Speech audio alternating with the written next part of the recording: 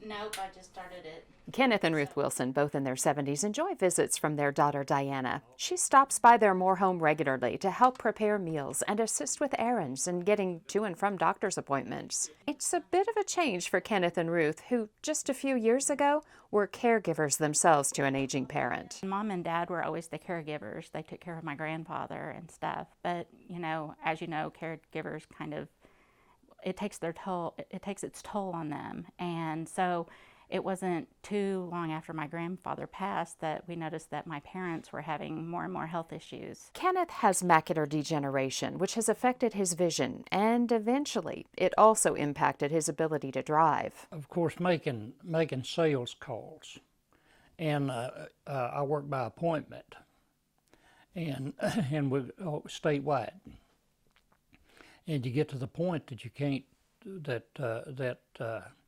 I was uncomfortable going and making those calls and driving because of basically when the macular degeneration started, I had problems seeing animals that that cross the road, and typically I would be able to shut down because I never overdrove my capabilities, or I didn't think I did. So, and I started losing that. Dr. Andrew Dentino, a geriatrician at OU Physicians Senior Health Center, says it's a story he hears often, as family members are generally the ones who pick up on those early warning signs that an older loved one may need some additional help. How's mom behaving? How's dad behaving? We should be able to tell quickly, are they unshaven? Are they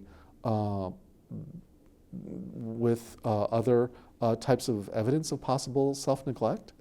These are all things that we should be able to tell very quickly when we see our loved one if it's been a while. Dentino says your senior wellness check should focus on 4 key areas. First is health. Are they taking their medications? Have they lost weight? Are they having vision or hearing issues? Functional ability is next. Can they bathe and get dressed on their own? Can they prepare their own food?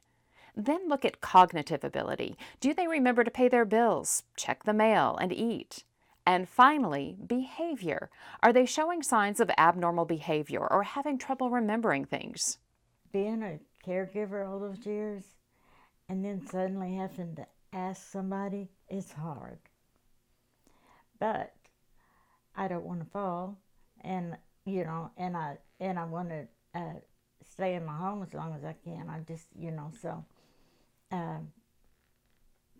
we make it, and I mean you make adjustments when things in your life change.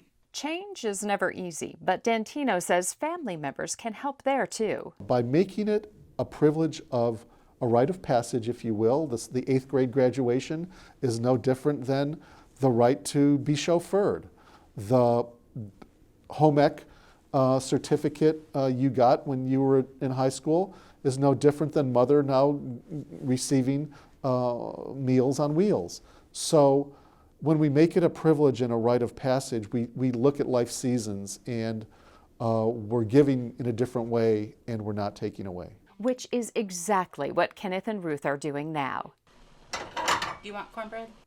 Enjoying the privilege of being cared for after caring for their own loved ones for so many years. This is Teresa Green reporting.